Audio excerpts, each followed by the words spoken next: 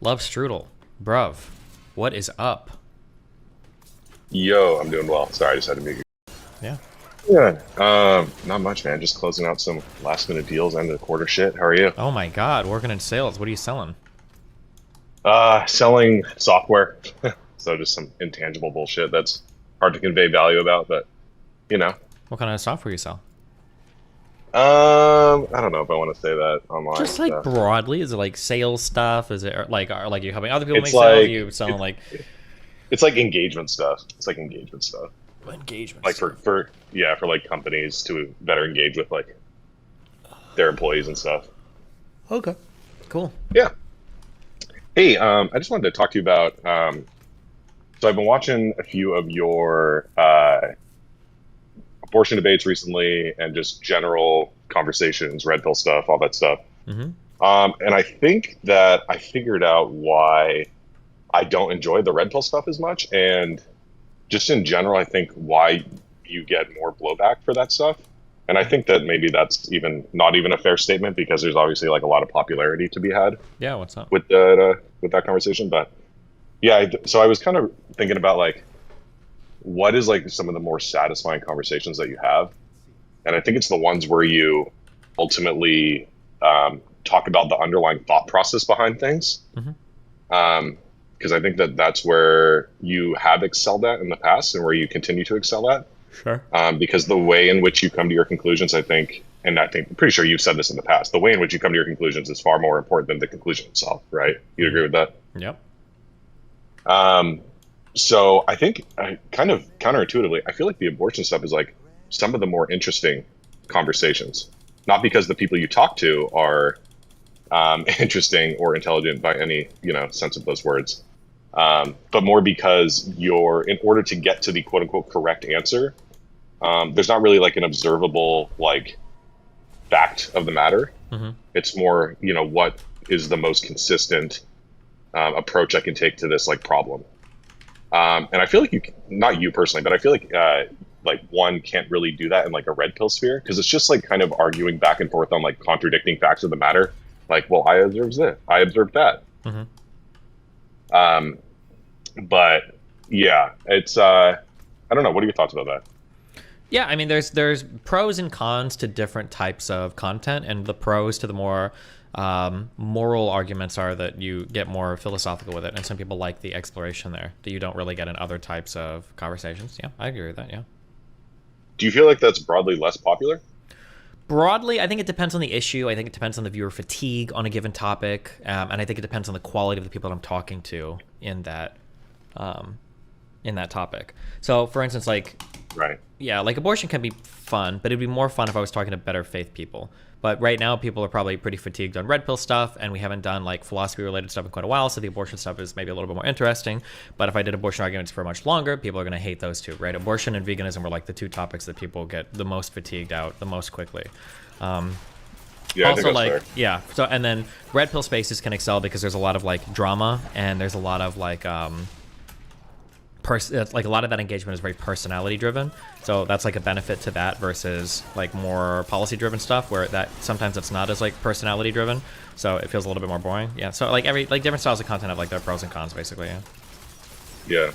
Yeah, I feel like it also depends on like the medium in which you have the red pill conversation. Because I think a good example of this is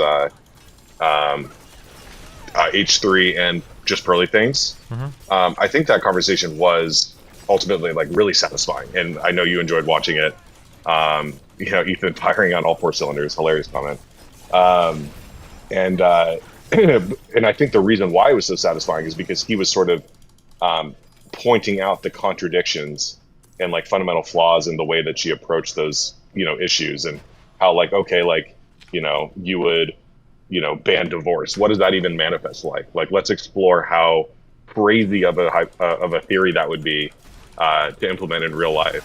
And I feel like, and this isn't necessarily a fault of your own, but I feel like the like Fresh and Fit shows, they don't really allow for that to happen, which I think makes the conversation way more boring for someone like myself. And again, obviously I'm speaking for myself and probably the minority of viewers at this point. Mm-hmm. No, but I mean, I agree. I definitely understand that. Yeah, it's frustrating when somebody's like, "This is just the way the world is," and it's like, okay, Yeah, sure. yeah. Well, it's like, I've talked to 10 girls. Like, every girl I talked to was like, who gives a fuck who you spoke to? Like, you could live on a fucking, like, Amish farm and everybody you talk to doesn't use electricity. Does that mean, like, everybody, you know what I mean? Like, Yeah. it's obviously just such a meaningless, Yeah. No, yeah, it's meaningless frustrating, but I mean, point like, to. it is, or at least it was, like, the most new popular style of content that was growing, like, worldwide, especially with, like, the Tate shit. Although it's probably going to be dying off now. I imagine it's probably going to be less and less. I don't think next year is going to be very much. Actually, even going into the end of this year, probably not going to be as much Red Pill content. There already hasn't been as much, but, yeah, as it gets less popular, yeah. Yeah. No, I don't. And again, I don't even necessarily fault. Like, I find the content relatively boring, but I don't necessarily even fault you or anyone for engaging with it because it's probably a good thing to tackle this stuff, especially from somebody like with your perspective, because it is like incredibly penetrating, especially online, and like people fall into like deep spirals into this shit. It seems like, and get really convinced of stuff based on like the confidence that people convey their ideas with. Even though a lot of it is just crazy fucking bullshit that, nobody would actually observe. And yeah, then you've got examples of women telling you like, yeah, I've got people mentioning like, red pill shit on first dates with me. And then, or there's this one kid, I think, who quoted Andrew Tate in the classroom and said, I'm not going to listen to you because, well, I forget the exact quote. I don't want to, I'm sure you know what I'm talking about. Yeah, this school shit, yeah. Yeah. So I guess it's not like a lack of importance. I think it's just more the style of engagement or like the types of conversations. Yeah, I understand that. Exactly, 100%. Yeah. So that was something I noticed. I know this is like probably like quintessential AIDS conversation you've had in the past, but like the DGGer debate is so funny. Oh god. But it's so funny because it is just the perfect example of somebody with like a horrible underlying thought process and how you like so carefully pick that apart. And I think that's why like I fell in love with your content to begin with, was like, man, like you can just pick apart just like this underlying bullshit that might be like intuitive to somebody like me, but I don't have the ability to like dissect it and pick it apart as well as like someone like you in your position can. Sure. So yeah, I don't know. I just thought I spammed that in chat a few times over the past couple weeks, and because I was like kind of had a little epiphany about it. I was like, why do I hate this fucking shit so much? And because it's not super irrelevant to me, but at the same time, it's I think it was just the way in which these conversations manifest and the type of people you talk with about them. Okay. Yeah. All right. Anyway, yeah. Thanks for dragging me in, dude. Yeah. Thanks a lot. Have fun. Be careful, bud. Yeah. Congrats on the kick deal. Yeah. Thanks. Bye. Yeah. All right. Peace. Lendarios. How are you, man? I'm doing great. How are you? Doing good. I want to talk to you about a very bad take that you had yesterday. Oh boy. What's up with the size of your trash can in the bathroom, man? I just think it needs to be a little bit bigger. Because like if I throw away like one bottle of shampoo, then I have to like change like the whole trash bag. It's just fucking annoying. Of course, that's the point of it. I Yeah, mean, but that's what like, do you think? at that point I might as well just like not have any trash cans at all in the bathroom. Just go throw away everything in like the fucking kitchen trash can. It's just annoying. No, let me explain to you. Look, the best way to wipe your ass is with a bidet, correct? Okay. The French, they never give up, but always surrender, gave us that, a bidet. Okay. The second best way is with wipes. Do you use wipes personally? Oh god, no. Baby wipes. You should. Oh no. They leave Wait. your ass Oh my like, god. You like use Gucci.com. wipes and then you throw them in the trash can? Yes, because if you throw them in the toilet, they get clogged. You're not supposed to flush them. You know that, right? Yeah. So you throw them in the trash can, and when the trash can gets full, you take it out. Now, if you're going to use toilet paper like an uncivilized man, you could go ahead. But then, if you flush them, you can still clog your toilet. So you don't want to have a big trash can because it takes 2-3 days for the trash can to get filled up. Uh-huh. Okay. And then you have your dirty toilet paper in there, man. That's not civilized. True. Get a smaller trash can, and it has to match the thing that you use in the sink for the soap, and it has to match everything. That's the only way to live. Okay. I'll keep this in mind, okay? All right, my man. Take care. All right, have fun. Bye. Bye. Oh my god. Lightmaster, what do you want? Hey man, Hi. how's it? It's going great. Great. Okay, so I've just got like a few questions for you. Is that okay? Sure thing, buddy. All right. So, have you seen Across the Spider-Verse? No, not yet. You should watch it, man. My favorite scene was the one with the vulture and how they did him like Renaissance painting. Like it was really cool. Um, Second question, how's your gym stuff going? Like any PRs or? Not PRing right now. Just doing lots and lots of volume. So yeah, I went back yesterday. Not good. Yeah, been traveling, but yeah, it's going. You've been progressing well, right? Yeah, since I started all this fucking volume shit, all my little lifts are going up. My big lifts are going up a little bit, but they're kind of. But I think I'm getting used to like all the doing like so many exercises per fucking workout now. But yeah, I'm not doing that many, but yeah. Nice. Did you ever watch the Power Rangers? Did you ever watch Power Rangers as a kid? Hold on, just let me emotionally. Okay. Jesus. Yeah, I did. Yeah. What was your favorite group? Is all my dungeon process killed if I use that? It is, right? My favorite group. I like the first group of Power Rangers. Oh, and I like the it's not Ninjago, right? It's the ninja ones. Whatever the ninja ones were, I like those guys too. Ninja Storm? Ninja Storm. I don't know if they were called that. But they go to like another planet and they find like ninja fucking planet ninja Power Rangers powers. I like that shit, yeah. Okay. Alright. I think my ranking would be RPM, because edgy and dystopian. Then SPD, because I love cops. And I think Jungle Fury, because cool kung fu stuff. Wait, last question. What do you think is the hardest like brass/woodwind instrument? Well, I mean, the different instruments are hard for different reasons, so it depends on. Okay, my bet is it's the flute. 100% it's the flute. Why would you say why? Like 3 weeks ago, I got like the trumpet. Like it was my first ever instrument, and it's pretty easy. And I also tried the saxophone as well. That's also pretty easy, all right? But the flute, like you have to be like a mathematical genius to get that thing, because you have to be at the right angle, right amount of breath. It's like a lot. Yeah. Oh, yeah. Okay. Have you ever tried it before, like the trumpet or something? Nope, just saxophone for wind instruments. So cool. All right. I was gonna ask you if I can play, but nah, I don't want you. Yeah, guys go to for it, dog dude. me. No, we want to hear you now. Yeah, go for it. Let's hear it. Yeah. Wait. All of us. Wait. I Yeah. want to be trying for 3 weeks, all right? Also, don't mute me. Please don't mute me. All I'm right. not muting you, dude. Don't Don't worry. mute. All right. You're gonna do it, but it's cool. I'm not gonna mute you. Go for it.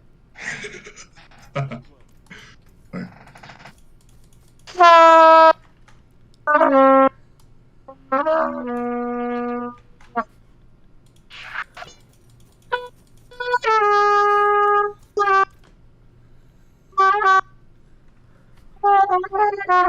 right.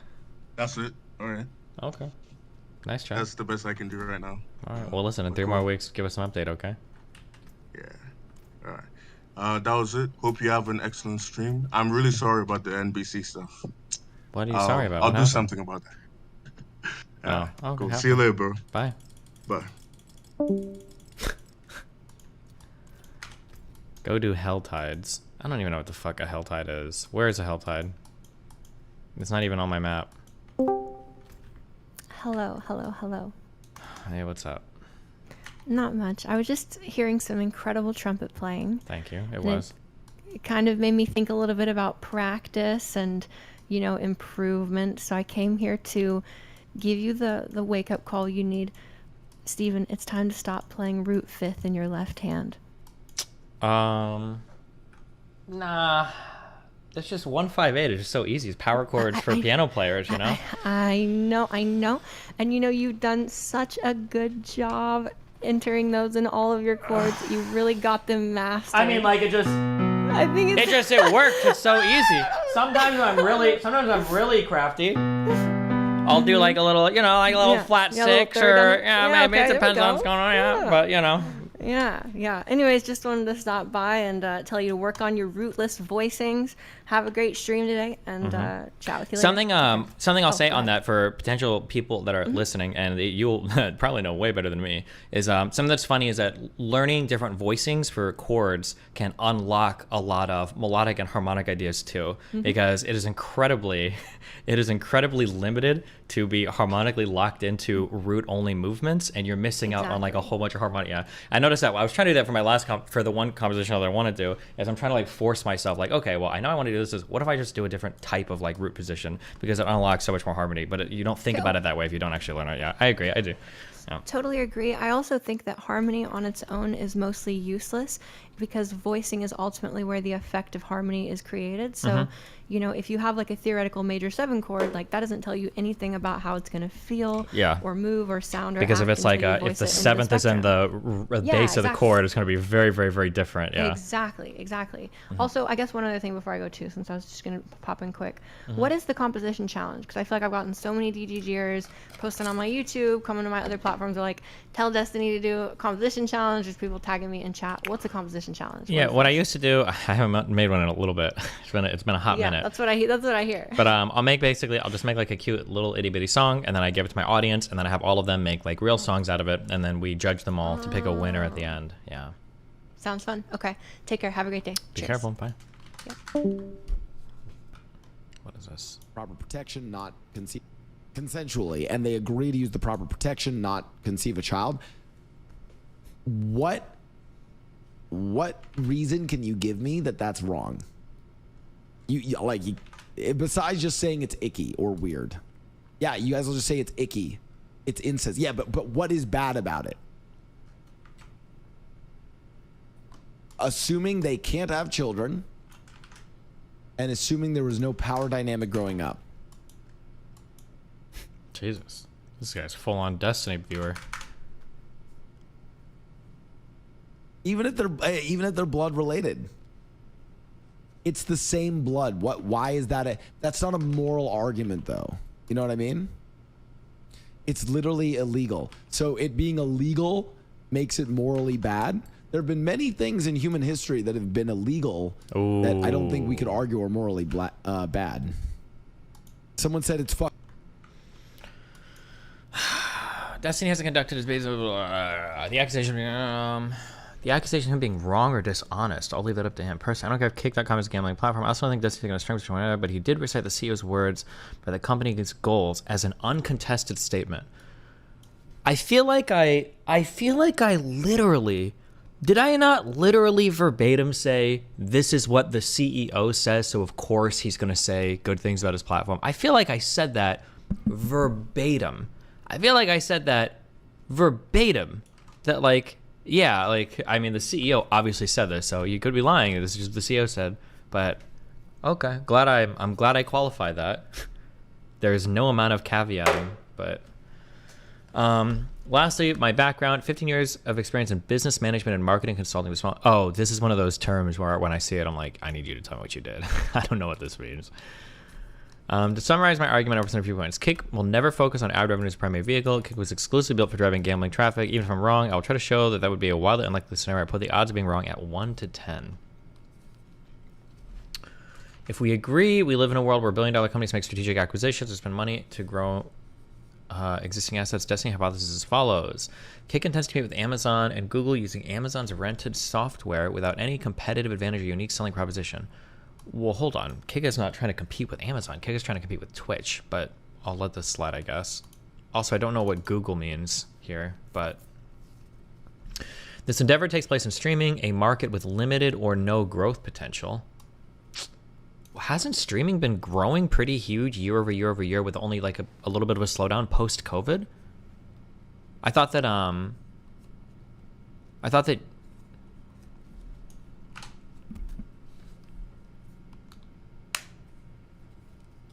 okay. We are to believe Kick, owned by a gambling company, and advertising is undesirable list. Wait, what? No? I've seen commercials for like casino stuff before. I don't think I've ever in my life heard a commercial on like the radio or something for porn. But okay. Has a goal to solve the advertising delivery problem. Kick, owned by Gambling, has a goal to solve the advertising delivery problem Microsoft and Amazon couldn't, all while Stake.com can't touch the advertising world with a 10-foot pole. Destiny, has he never watched sports? Sports gambling ads are so prevalent now. He means normie advertisers don't want gambling? Okay, I don't know if that's true, but okay. Chud drama. I'll check this out. Hold on. There are numerous reasons why I believe anyone who believes in this hypothesis hasn't thought it through. For instance, the fact that Kick is hosted on Amazon CDN means they will always pay more than and be enslaved to Amazon, while their goal is to surpass Amazon. Okay, this is why when people say that they're like business management and marketing consulting, I don't understand this. Kick is not trying to compete with Amazon. Kick is trying to compete with Twitch, which is owned by Amazon. There's a substantial difference there. But okay. Kick intends to compete with Amazon and Google using Amazon's Reddit. Oh wait, there are numerous things. For instance, the fact that Kick is hosted on Amazon CDN, they will always pay more than it be enslaved to Amazon, with the goal is to surpass Amazon. If Amazon can't figure it out, how can Kick when nothing in Stake's portfolio is media related? Microsoft built Mixer, but Microsoft owns Bing, the place where 50% of the internet searches sees ad. But the CEO said gambling is a no-no word in media. Okay. I am creating a streaming site for gambling. Great, we already have those. But anyway, what section of Kotaku do you think that'll show in? Oh, we're just like the other gaming streaming site, except we care about the streamer giving Unreal 95-100 split on revenue. Wow, it's almost like it's too good to be true. These are facts. Gambling is regarded in the advertising media industry with the same status as pornography. This is, I don't know why he keeps saying this. It's like, once you're in like ads, you're in like fucking, you're in the fucked world. Kick isn't a part of Stake, just like Twitch isn't a part of Amazon. While Twitch doesn't directly bring revenue to Amazon, Kick gets to advertise gambling to kids like Twitch does. This generates revenue to Stake, essentially a subsidiary of Stake.com, whereas Twitch is either a drain on Amazon or simply a larger billboard for their CDN. Currently, gambling is 19th viewership according to the law, despite having the lowest total channel count. Why is that? You kind of gamble and stream long term without a sponsor.